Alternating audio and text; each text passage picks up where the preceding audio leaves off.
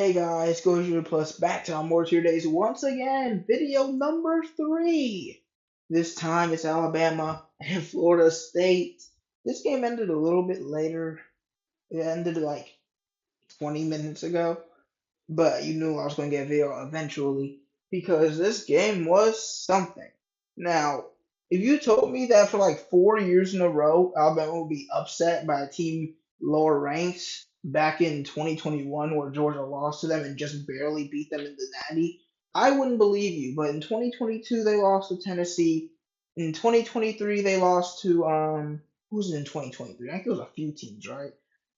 Um, was it dang Texas? I think it was Texas. 2024, obviously, it was Vandy, Oklahoma, Tennessee again, and now this year they lose in week 1 to Florida State. The downward spiral is real, and it really happened before Nick Saban retired. But of course, that's not our main talking point today. I'm not going to debate whether this is Kalen DeBoer's fault or not. But I am going to give a round of applause to Florida State. This program could have easily crumbled after going 2-10 and losing so many games.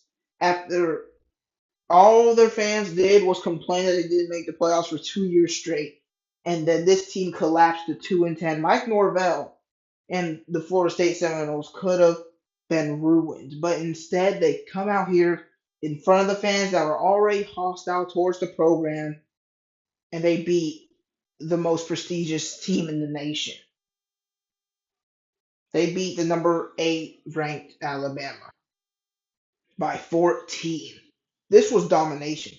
Bama had the lead in the first quarter after their first drive, and that was it. After that, it was all Florida freaking State. And I guess the last thing I should say before we get the stats is I'm officially a Castellano fan, a Castellanos fan. But here we go. Ty Simpson, he was solid. Not all of his throws were great. He kind of reminded me a little bit of Archie Manning earlier in the game, but he locked in. He was better at getting the ball downfield than Manning at the very least. He's been sitting behind Milrow for a couple of years now. He wasn't amazing, but he was trying to save what was a crumbling Alabama offense. And he had to deal with a lot of dropped passes too, so I'm gonna give him the benefit of the doubt. Bama couldn't really run the ball. They also didn't really try that much. Riley was their leading rusher with 31 yards off of 5 carries, no rushing touchdowns. And then Bernard, as a commentator said themselves, is basically the only Bama player, especially the only Bama skill player, who was consistently good. Caught 8 passes, went for 146 yards. Man, it's so weird seeing the Alabama offense get worse and worse every year. You could point it at not having the Bryce Youngs, the Mac Joneses that they've had the last few years, but they don't need that. Bama's a good enough team that they have a solid QB, at least one that's kind of in Heisman talks, that they could win the Natty every single year. But Milrow just isn't consistent enough. He wasn't. He was really good at times, but he just wasn't consistent enough to make a national championship run.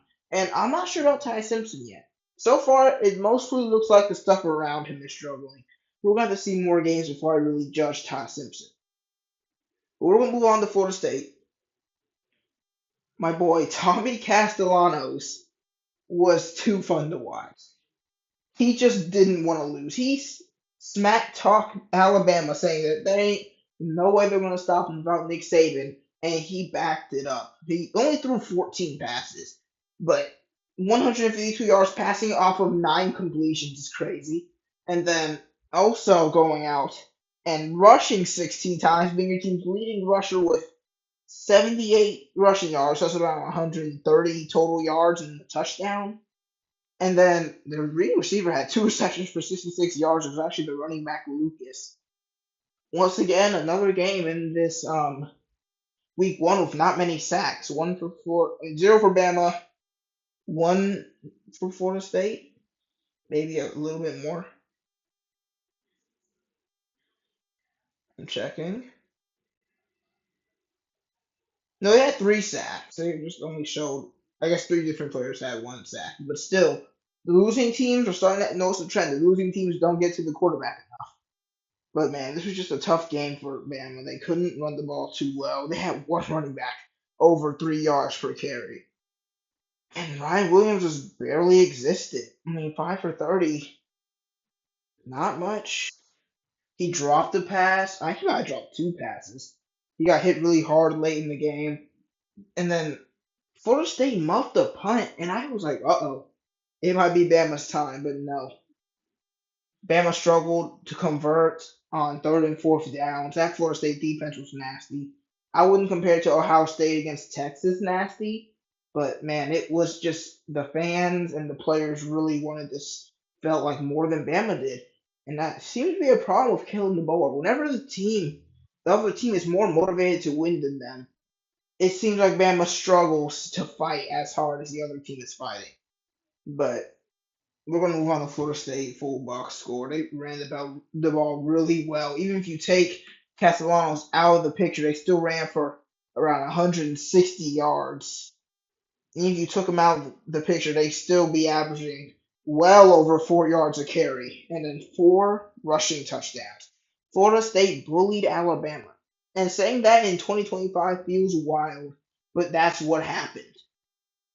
I'm not going to go as far as say Florida State is back.